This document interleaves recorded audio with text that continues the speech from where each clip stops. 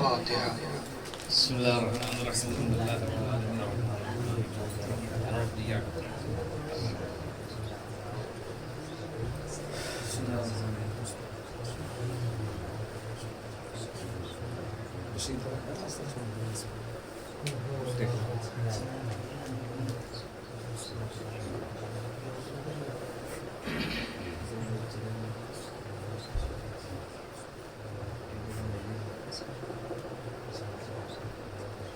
لا حول ولا قوة إلا بالله العلي العظيم. أعوذ بالله من الشيطان الرجيم. بسم الله الرحمن الرحيم.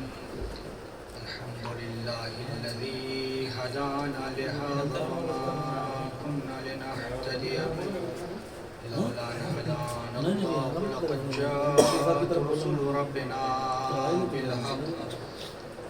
والصلاة والسلام على أشرف الأنبياء والمرسلين وخاتم النبيين ومولى الثقلين جد الحسن والحسين أبي القاسم محمد اللهم صل على محمد وعلى بيته الطيبين الطاهرين المعصومين المظلومين. أما بعد فقد قال الله تعالى في القرآن الحكيم وقوله الحق وأصدق الصادقين. بسم الله الرحمن الرحيم.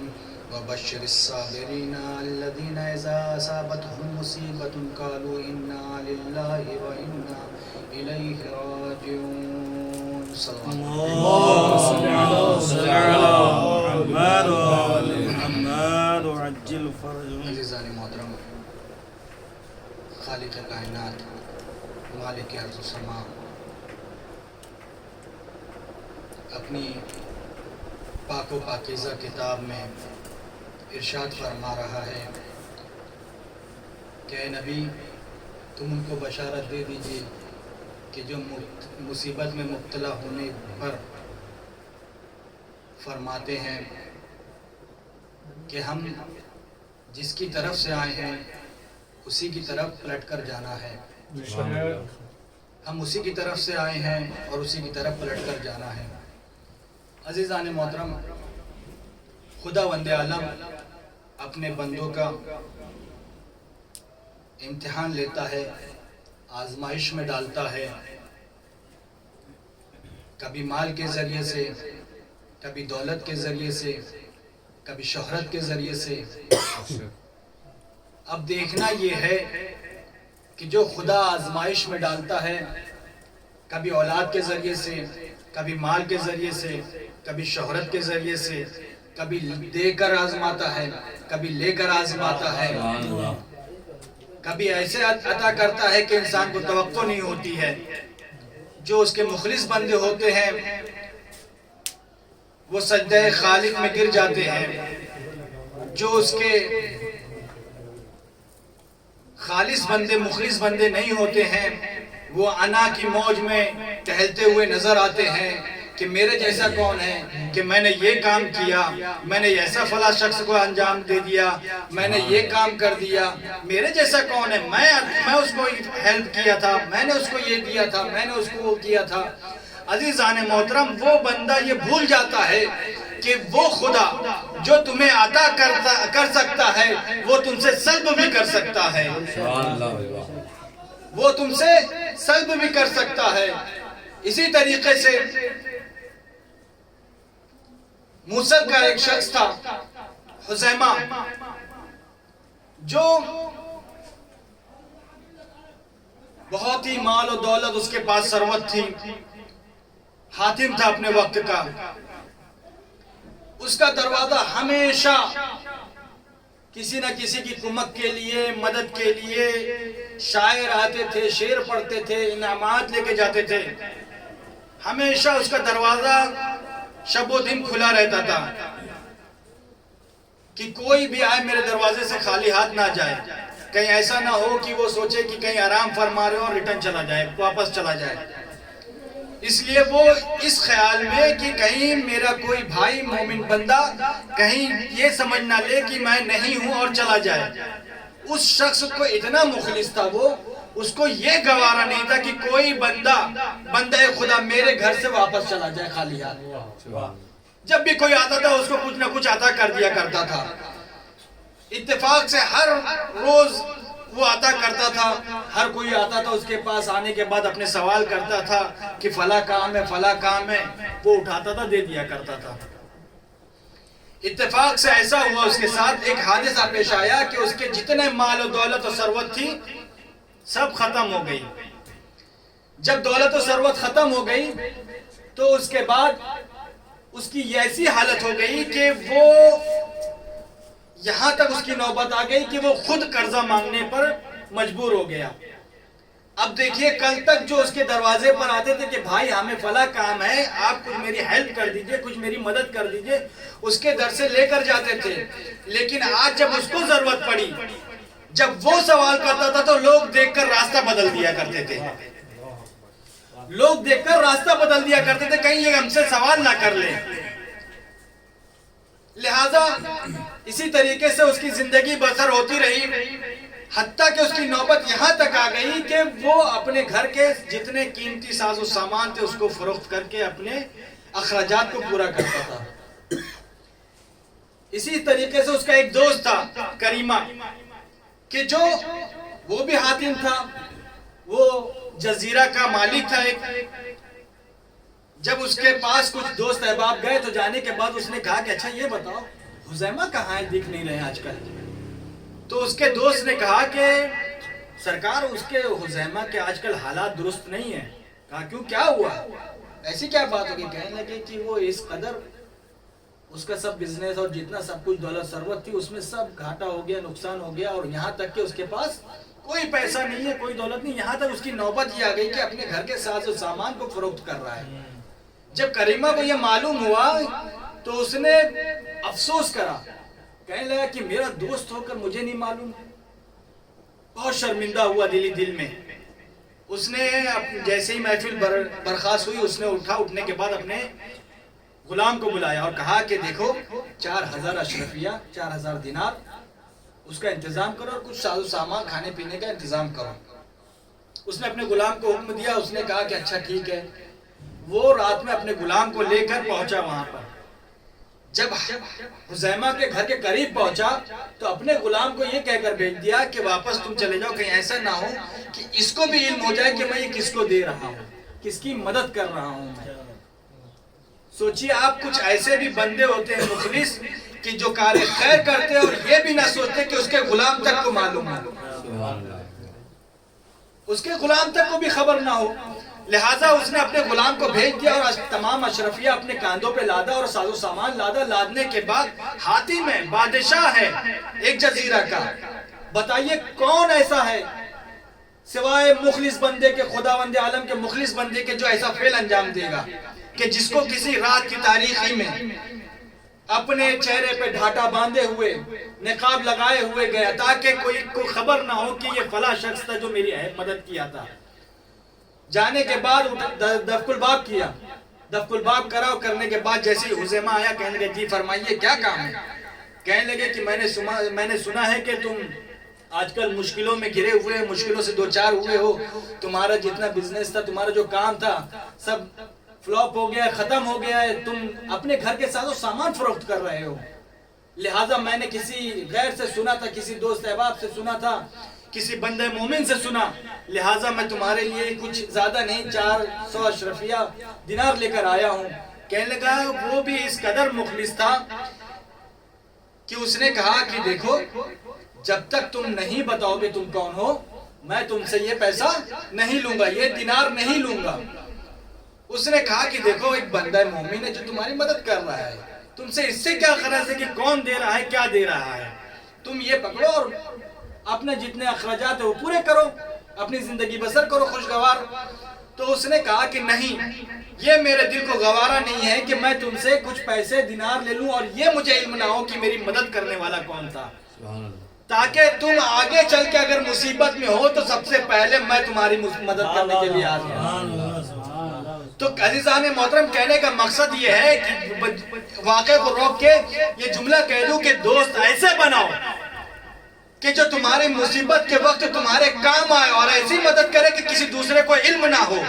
لیکن آج کچھ ایسے کمزرف شخصیت ہوتی ہے کہ جو مدد کرتی ہے اور اعلان کرتی ہے کہ فلاں شخص کو میں نے مدد کی تھی, فلاں شخص کی میں نے ہیلپ کی تھی.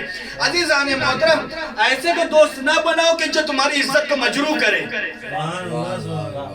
بلکہ ایسے کو دوست بناؤ کہ تمہارے ہمہ وقت ہر مصیبت اچھے کاموں میں تمہارے ساتھ سینہ بسینہ رہے, شانہ بشانہ رہے. تو اس کے بعد حذیمہ نے اس سے بہت اصرار کیا, بہت اصرار کیا, لیکن وہ نہیں بتایا. تو اس نے کہا کہ جب تک تم نہیں بتاؤ گے میں نہیں لوں گا. جلدی سے واقعہ بہت لمبا طویل واقعہ ہے, تو اس کو تم جب تک نہیں بتاؤ گے میں نہیں لوں گا. تو عزیزان محترم اس نے کہا کہ دیکھو جب تک تم نہیں بتاؤ گے میں نہیں لینے والا ہوں, چاہے کچھ بھی ہو جائے. تو اس نے کہا کہ دیکھو ایک بندہ مومن ہے جو مومن کی مدد کرنے کے لیے ہمہ وقت ہر شب کی تاریخی میں اپنے کاندھوں پر کچھ اشرفیہ لے کر آیا, تم اس کو لے لو. کہنے لگا نہیں میں اس کو نہیں لوں گا. کہنے لگا کہ ایک بندہ مومن ہے کہ جو ایک دوست کی مدد کر رہا ہے, ایک شخص ہے جو ایک بندہ مومن ہے جو تمہاری مدد کے لیے آیا ہے, بس یہ اتنا دیا اور دینے کے بعد وہ راہ فرار اختیار کر لے, کہیں ایسا نہ ہو کہ اس نے میرا دامن پکڑ لے مسجد ہو جائے اور مجھے پہچان لے. کہ وہاں سے چلا گیا. یہ حذیمہ وہ 400 اشرفیہ لیے اور کچھ سامان لیے, اپنی اہلیہ کو دیا. دینے کے بعد اس نے کہا کہ دیکھو یہ چراغ جلاؤ, روشن کرو کہ دیکھو یہ کتنے دینار ہے, کتنے درہم ہے, اور دیکھو یہ ساز و سامان کیا ہے. اس کی اہلیہ کہتی ہے کہ دیکھو ہمارے پاس چراغ میں تیل ڈالنے کے لیے بھی پیسے نہیں ہیں. تو اس نے کہا کہ دیکھو صبح تک انتظار کرتے پھر اس کے بعد دیکھتے ہیں. جب اس صبح ہوئی تو اس نے پورا دیکھا کہ کیا کیا ساز و سامان تھے, کتنے دینار تھے. اس نے اس سے بزنس کیا, اس کے بعد کچھ ساز و سامان خریدا, گھر کے اخراجات خریدے, اور اس کے بعد وہ وہاں سے کچھ پیسے بچے, وہ شام چلا گیا. اور جب شام گیا تو وہاں کے حاکم کے پاس تھا. حاکم بھی اس کا دوست تھا کیونکہ یہ بھی حاتم تھا, یہ بھی ہے, اچھی اس کی دولت تھی, مال و ثروت تھی. تو وہ اپنے دوست کے پاس گیا شام میں. جب وہاں پہنچا تو وہاں پہنچنے کے بعد اس کے دوست نے پوچھا کہ یہ بتاؤ کہ تم تھے کہاں اتنے دن سے, تم آئے کیوں نہیں. تو اس نے کہا کہ حذیمہ نے کہا کہ دیکھو میری تھوڑی مشکلات چل رہی تھی, میرے پاس اخراجات نہیں تھے, یہاں تک اتنے اخراجات نہیں تھے کہ میں اپنے لیے راہ سفر کے لیے کوئی سواری طے کر لوں. تو اس نے کہا کہ اچھا. تو پھر اس نے بتایا کہ ایک شخص تھا جو میری مدد کرا اور اس کے بعد میں یہاں تک آیا ہوں. تو اس کے بعد اس نے کہا کہ اچھا تم یہاں تک آئے ہو, اچھا یہ کون سا ایسا بندہ ہے کہ جو مجھے بتاؤ کہ جو تمہاری اس قدر مدد کیا اور اپنے آپ کو ظاہر بھی نہیں کرنے دیا. میں ہوتا تو اس کو اچھے انعامات سے نوازتا. اتنا کہا. کہنے کے بعد وہ وہاں سے کہا کہ اچھا تم مشکل حالات میں چل رہے ہو, 2-4 ہوئے ہو, تو میں سوچتا ہوں تمہیں جزیرہ کا حاکم بنا دوں. اب دیکھیے جزیرہ کا حاکم بنا دوں. جزیرہ کا حاکم بنانے کے بعد اس نے خط و خطابت کی اور تحریر لکھی کہ یہ جزیرے کا حاکم ہے. اب یہ آیا, آنے کے بعد وہی شخص کے جو کریمہ جو حاکم تھا, کریمہ اسی کا دوست, اس کے پاس آیا. آنے کے بعد بادشاہ نے کہا تھا کہ دیکھو اگر بیت المال کا حساب لینا اور اس کے بعد اگر اس میں کچھ کم و بیش ہو تو اس کو جیل میں ڈال دینا اور اس کو میری طرف بھیج دینا. یہ آیا. آنے کے بعد جب کریمہ کو معلوم ہوا تو اس نے باقاعدہ پورا اہتمام کیا, اس کی آنے کا بڑا اہتمام کیا. اس کے بعد جب اس کو یہ آیا, آنے کے بعد جب کرسی پہ بیٹھا, بیٹھنے کے بعد اس کو بلایا, کریمہ کو کہا کہ یہ بتاؤ کہ تم جتنے سب بیت المال تو اس کا حساب دو. اس نے سارا حساب دے دیا. صرف اور صرف 400 اور 500 اشرفیہ جو اس نے مدد کی تھی غریبوں کی اور جو حذیمہ کی مدد کی تھی وہ کمی تھی. اسی کے کمی کے سبب سے اس نے کہا کہ تم نے حساب مکمل نہیں کیا لہذا تمہیں جیل میں ڈالا جاتا ہے. اٹھایا, جیل میں ڈال دیا. اب جب کریمہ جب مدد کر کے آیا تھا تو اس کی زوجہ نے اصرار کیا تھا کہ یہ بتاؤ تم اتنی تاریکی میں کہاں تھے, اتنی رات میں کہاں تھے, تم کہیں گئے ہوئے تھے, کسی دوسرے کے پاس گئے ہوئے تھے. اس نے کہا کہ اللہ شاہد ہے, میں قسم کھاتا ہوں, میں واللہ باللہ تاللہ کھا رہا ہوں کہ میں نے کہیں غلط ارادے سے نہیں گیا تھا, میں کام سے گیا تھا, بہت ضروری کام تھا, میں تمہیں نہیں بتا سکتا. اس کی زوجہ باصرار ہو گئی اور کہنے لگی جب تک تم مجھے نہیں بتاؤ گے میں نہیں مانوں گی. اس نے بڑا ہلڑ ہنگامہ کیا, گھر پورا سر پہ اٹھا لیا, اور اٹھانے کے بعد جب اس کا اصرار ہو گیا تو وہ آنے کے بعد کہتا ہے کہ دیکھو میں حذیمہ کے میں فلاں میرا دوست ہے حذیمہ، اس کے پاس گیا تو اس کے حالات صحیح نہیں تو اس کی کمک کرنے کے لیے گیا تھا، اس کی مدد کرنے کے لیے گیا تھا. یہ زوجہ کو واقعہ بتا دیا.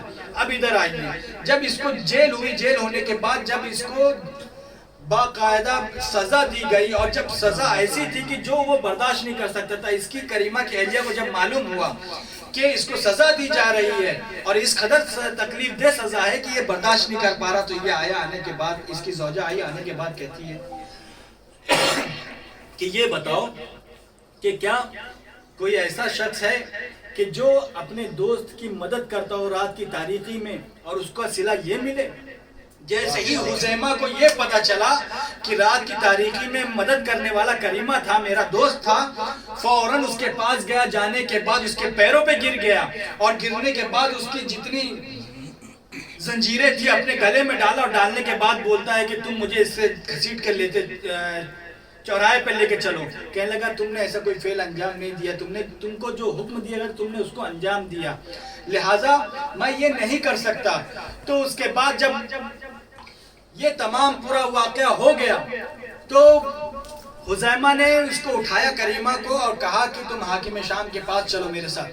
حاکم شام کے پاس آیا، آنے کے بعد کہا کہ میری رات کی تاریکی میں جو مدد کرنے والا تھا میرا دوست کریمہ تھا، یہی وہ تھا کہ جس کو تم کہہ رہے تھے کہ اگر میں ہوتا تو اس کو انعامات سے نوازتا، لیکن اس کا صلہ یہ ہوا، اس کی مخلصی اور اس کی مدد کرنے کا، اس کی صبر کرنے کا صلہ یہ ہوا کہ اس کو جیل میں ڈال دیا گیا اور مجھے علم تک نہیں تھا.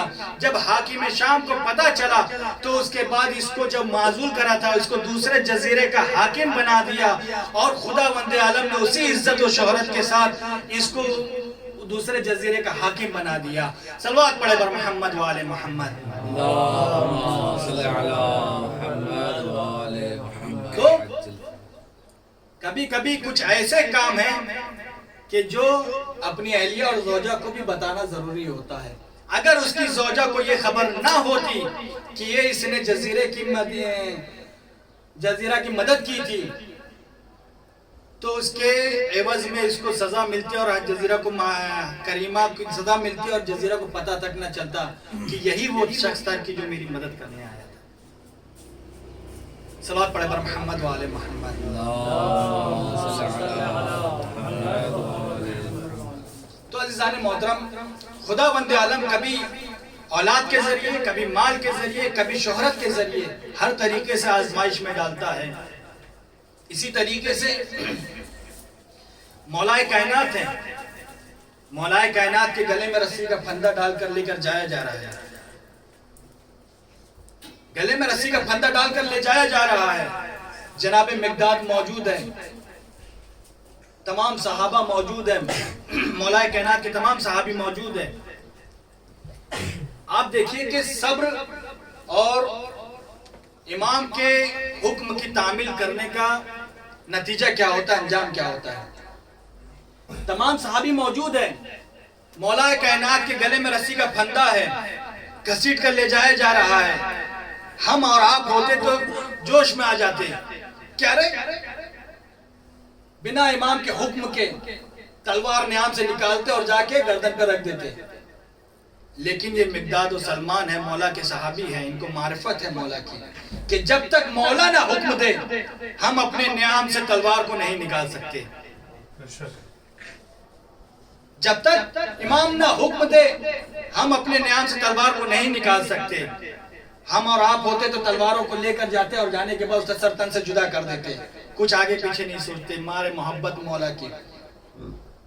لیکن یہ سلمان و مقداد ہے، مولا کائنات کی معرفت ہے. جب تک مولا نہ اشارہ کیے تب تک تلوار نیام سے نہیں نکلی. اور اس کے بعد مولا کائنات کے گلے میں رسی کا پھندا ڈال کے گھسیٹ کے لے کے جایا جا رہا ہے. ایک شخص تھا کہ جو یہ منظر دیکھ رہا تھا اور خیبر کی جنگ میں موجود تھا. اس نے یہ منظر دیکھا ہوا تھا کہ مولا کائنات باب خیبر اپنے ہاتھوں سے اٹھائے ہوئے ہیں. اس نے یہودی تھا وہ، اور یہ منظر دیکھا ہوا تھا. وہ جیسے ہی اس نے یہ منظر دیکھا اس کو فوراً پچھلا منظر یاد آ گیا، باب خیبر والا.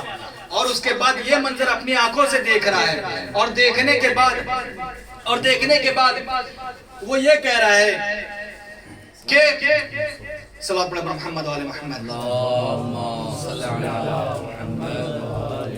اس کو فوراً یہ منظر یاد آ گیا، اور جیسے ہی یاد آیا آنے کے بعد کہتا ہے اشہدو ان لا الہ الا اللہ اشہدو ان محمد رسول اللہ. تو فوراً اس کے بغل کا دوست جو تھا وہ یہودی، جو دوسرا یہودی تھا، اس نے کہا کہ ارے تم یہ کیا کر رہے ہو، تم کلمہ پڑھ لیے؟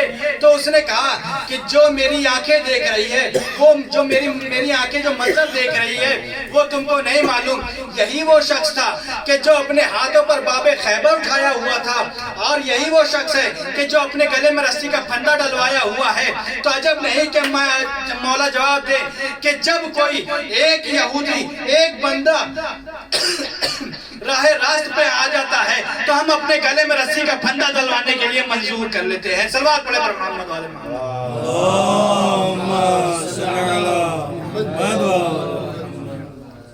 تو عزیزان محترم، صبر اور شکر، جب کبھی عقل اجازت دے کسی چیز کو، اس جگہ پر صبر کرنا چاہیے، اور جس جگہ پر عقل اجازت نہ دے اس جگہ پر جواب دینا چاہیے. کیونکہ بعض اوقات ایسا ہوتا ہے کہ جب کبھی انسان صبر کرتا ہے تو لوگ سمجھتے ہیں بزدل ہے، ڈرپوک ہے، اس لیے جواب نہیں دے رہا ہے. لیکن جہاں مصلحت ہو وہاں صبر کرو، اور جہاں جواب دینا ہو وہاں جواب دو، تاکہ سامنے والا آپ کو بزدل نہ سمجھے، ڈرپوک نہ سمجھے. کربلا کے میدان میں سب سے زیادہ شجاع اور بہادر، سب سے زیادہ جس کو امید تھی، جس سے امید تھی، وہ تھے مولا عباس. مولا کائنات بیٹھے ہوئے ہیں، حضرت عباس علمدار ہیں، جناب ام البنین ہیں. مولا کائنات نے مولا عباس کے دامن کو اٹھانے کے بعد بازوؤں پر بوسہ دیا، دینے کے بعد رونے لگ گئے، گریہ وزاری کرنے لگ گئے. جناب ام البنین نے پوچھا کہ یہ بتائیے کہ آپ نے بازوؤں کو بوسہ دیا، یہ تو ٹھیک تھا، لیکن گریہ وزاری کیوں کرنے لگ گئے؟ جناب ام البنین سے مولا کائنات کہتے ہیں کہ یہی وہ میرا عباس ہے کہ جو کربلا کے میدان میں اس کے بازو قلم کر دیے جائیں گے. مولا کائنات نے حضرت عباس علمدار کو تلقین کی کہ بیٹا جب تم نہر کے کنارے پہنچنا تو اپنے پانی کو نہ پینا، پانی کو اپنے لب تک نہ لانا. شب عاشور آ گئی، باب الحوائج، مدرسہ باب الحوائج ہے نا، اس لیے دل کرا کہ مولا عباس علمدار کا مسائل پڑھے. مولا عباس آپ کے بازو میں قوت عطا فرمائے کہ جس طریقے سے آپ کار خیر انجام دے رہے ہیں، خدا بند عالم ان تمام طلاب کو علم میں اضافہ فرمائے، اور ان کے قوتوں میں بازوؤں میں قوت عطا فرمائے. عزیزان محترم، شب عاشور جناب ظہرکین اور مولا عباس اور تمام صحابہ بیٹھے ہوئے ہیں مولا امام حسین السلام کے. جناب ظہرکین کہتے ہیں عباس کل تم میدان میں جوہر دکھاؤ گے، اپنی تلوار کے، اپنے بازوؤں کے جوہر دکھاؤ گے. تو مولا عباس کہتے ہیں کہ ہاں ظہرکین، کل ہم اپنے جوہر دکھائیں گے، اپنی تلوار کے، اپنے بازوؤں کے قوت کے، اپنی شجاعت کے. عزیزان محترم، جتنی زیادہ بچوں کو امید تھی حضرت عباس علمدار سے، اتنی زیادہ امید کسی کو نہ تھی. حضرت عباس علمدار بار بار آتے تھے، آنے کے بعد کہتے تھے آقا مجھے جنگ کی اجازت دے دیجئے، آقا مجھے جنگ کی اجازت دے دیجئے. لیکن مولا امام حسین السلام حضرت عباس علمدار کو جنگ کی اجازت نہ دیتے، بلکہ مولا عباس امام حسین السلام کے ساتھ مقتل میں جاتے تھے. کبھی جناب قاسم کی لاش لے کر آتے تھے، کبھی جناب حبیب بن مظاہر کی لاش لے کر آتے تھے، کبھی اپنے بھائی قاسم کی کبھی کسی کی عزیزان محترم اسی طریقے سے ہر کسی کی لاش لاتے رہے. آخری وقت وہ آیا کہ جب حضرت عباس لندر امام حسین السلام کے پاس آتے اور آنے کے بعد کہتے ہیں آقا مجھے جنگ کی اجازت دے دیجئے. مولا حسین کہتے ہیں عباس ارے تم تو میرے لشکر کے سردار ہو، میں تمہیں کیسے جنگ کی اجازت دے دوں. مولا عباس ایک مرتبہ دائیں جانب دیکھتے ہیں، ایک مرتبہ بائیں جانب دیکھتے ہیں اور دیکھنے کے بعد کہتے ہیں آقا ارے وہ لشکر ہی کہا رہا کہ جس کا میں سردار ہوں. اے آقا مجھے جنگ کی اجازت دے دیجئے. مولا حسین کہتے ہیں عباس میں تمہیں جنگ کی اجازت نہیں دیتا لیکن پانی کی سبیل کر دو. مولا عباس آتے ہیں. آنے کے بعد کربلا کے میدان میں ایک ایسا خیمہ تھا کہ جس میں سبیل تھی، جس میں پانی کا انتظام تھا. مولا عباس آئے، آنے کے بعد پانی والے خیمے میں گئے اور جانے کے بعد منظر دیکھتے ہیں. کیا دیکھتے ہیں کہ جناب سکینہ ہے. کہ آپ نے دیکھا ہوگا جس جگہ پانی رکھا ہوتا ہے فرش پر اس جگہ نمی ہوتی ہے. کیا دیکھتے ہیں، ایک منظر دیکھتے ہیں کہ جس جگہ پر پانی رکھا ہوا تھا مشک میں، جناب سکینہ مشک کو ہٹا کر وہاں پر لیٹ گئی. اور لیٹنے کے بعد مولا عباس نے جب یہ منظر دیکھا مولا عباس کو برداشت نہ ہوا. کہنے لگے اے سکینہ یہ کیا کر رہی ہو. کہنے لگے اے چچا پیاس مارے ڈال رہی ہے، پیاس برداشت نہیں ہو رہی ہے. ارے میں نے سوچا تھوڑا سی نمی ہے یہاں پر کلیجے میں ٹھنڈک ہو جائے پہنچ جائے گی. مولا عباس نے یہ منظر دیکھا اور دیکھنے کے بعد جب برداشت نہ ہوا مشک کو اٹھایا اور مشک کو اٹھانے کے بعد نہر کے پاس پہنچے. عزیزان محترم جتنی فوجیں تھی جو سمٹی ہوئی فوجیں تھی جیسے ہی مولا عباس کو دیکھا، دیکھنے کے بعد راستہ چھوڑ دیا، بھاگنے لگ گئی. مولا عباس نہر کے کنارے پہنچے اور پہنچنے کے بعد نہر میں جب اترے ہیں مشک کو بھرا اور بھرنے کے بعد چلو میں پانی لیا اور عجب نہیں جناب سکینہ کو پیاس کو یاد کیا، امام حسین اسلام کی پیاس کو یاد کیا اور چلو کا پانی پھینک دیا. اس کے بعد سوار ہوتے ہیں. سوار ہونے کے بعد جب پلٹ کر آتے ہیں ایک ملعون کہتا ہے کہ دیکھو خیام حسینی تک پانی نہ پہنچنے پائے. عزیزان محترم خیام حسینی تک پانی نہ پہنچنا پائے. بس اتنا سننا تھا کہ جو بھاگے ہوئی فوجیں تھی وہ سمٹی اور سمٹنے کے بعد آتی ہے. ارے کوئی گرز سے حملہ کرتا ہے، کوئی تیر سے حملہ کرتا ہے، کوئی تلوار سے حملہ کرتا ہے. ارے ایک شکی نے ایسا وار کیا کہ حضرت عباس لمدار کا بایاں بازو قلم ہو گیا. پھر بھی حضرت عباس لمدار مشک کو اپنے بازووں میں دبائے ہوئے، مشک کو اپنے دانتوں سے دبائے ہوئے آگے بڑھتے. ایک شکی نے ایسا وار کیا کہ مولا عباس کا دایاں بازو قلم ہو گیا. مولا عباس پھر بھی ہمت نہ ہارے اپنے آپ کو. جب کسی کے ذرا سا بھی چوٹ آتی ہے ساری توجہ اس زخم کی طرف چلی جاتی ہے. لیکن ہائے رے میرا مولا عباس، اس قدر جناب سکینہ کی پیاس یاد تھی کہ اپنے دونوں بازو قلم ہو گئے. پھر بھی مولا عباس چاہتے تھے کسی طریقے سے خیمے میں پانی پہنچ جائے لیکن پانی نہ پہنچا.